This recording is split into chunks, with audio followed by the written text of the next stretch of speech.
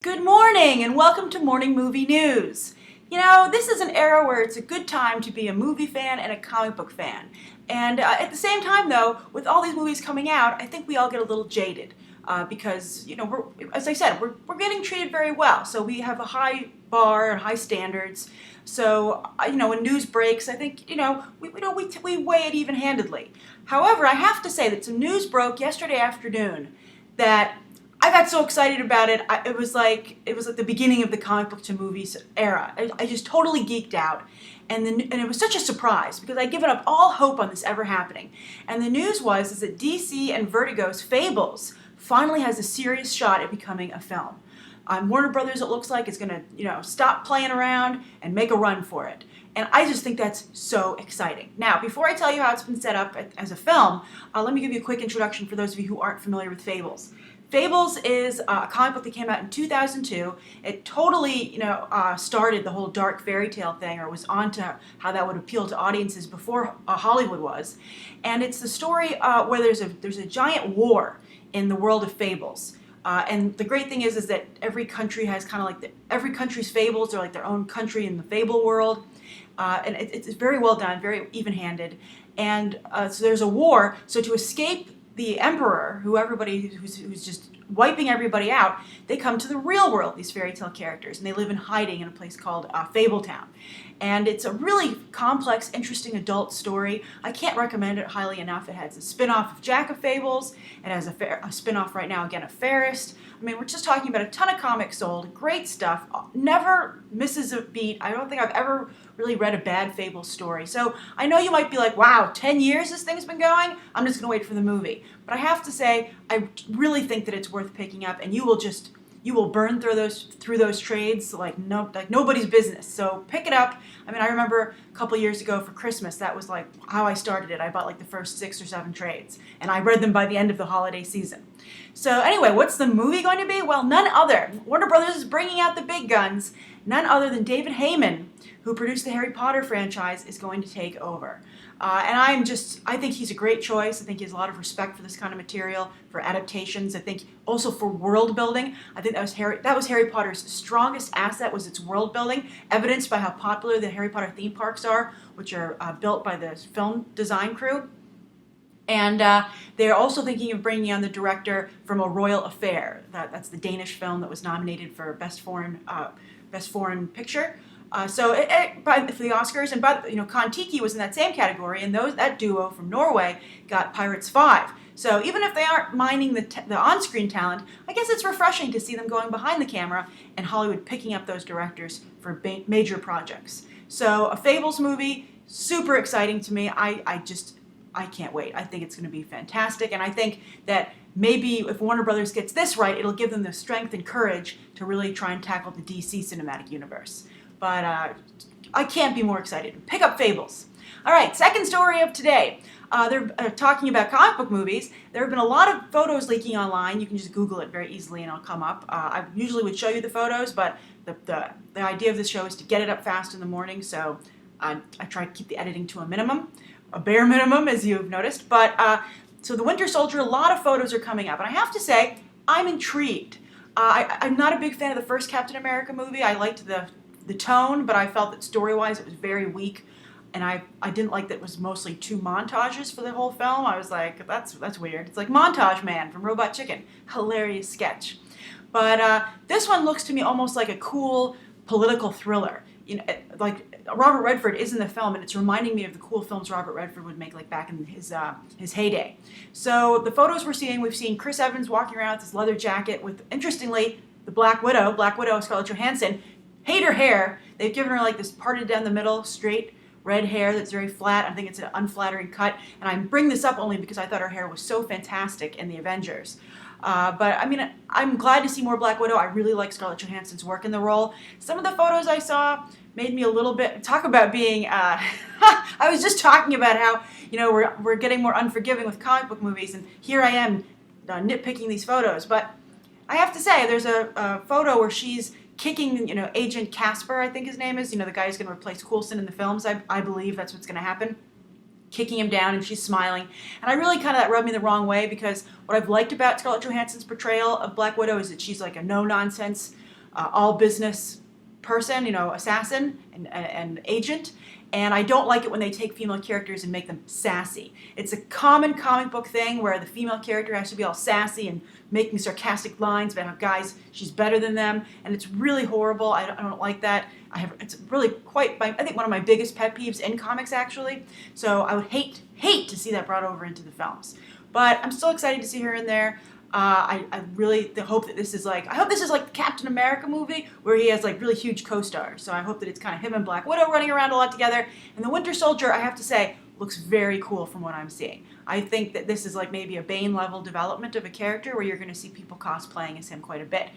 Because even though I think I've said there are problems with The Dark Knight Rises, I'm going to make that video. I'll make it before Superman comes out.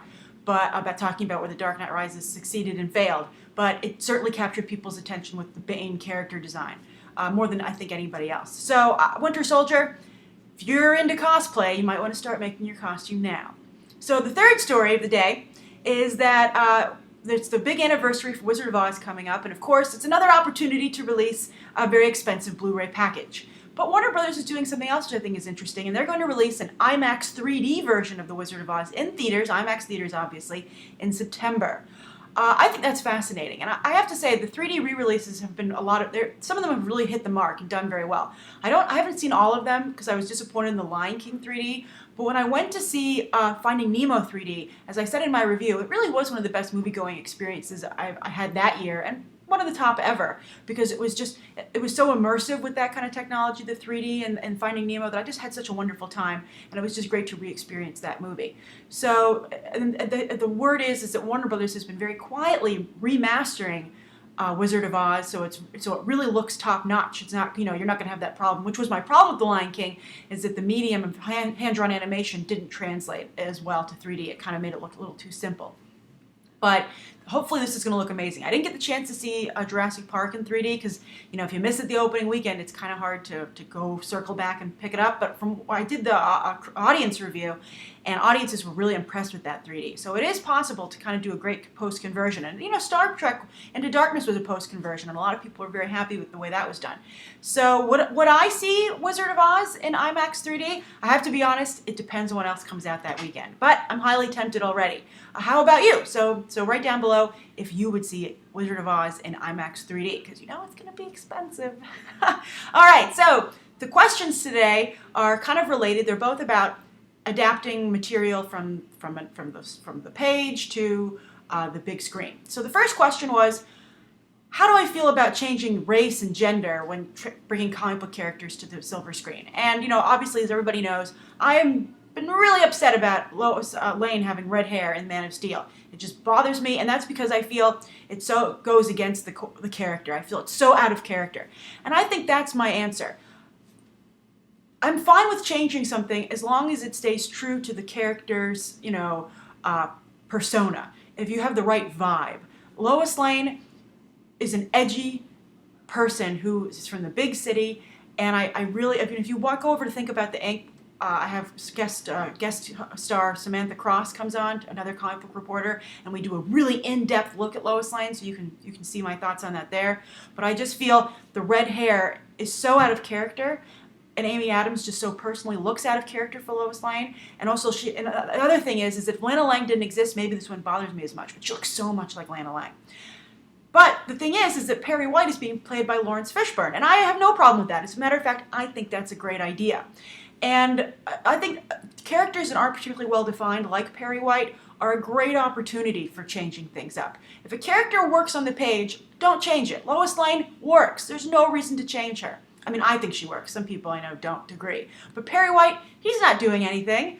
Electro with Jamie Foxx. Later this week we have a Between the Pages coming out, also on Think About the Ink, talking about Electro. And you'll see his character really has never done that much in comic books. I mean, these characters are really underdeveloped, and since there's such a lack of strong female characters, I have to say, except within the X-Men, I think that there are a lot of problems with the way women are portrayed, but there's a big problem with the way female characters are portrayed in comics and in film, and minorities.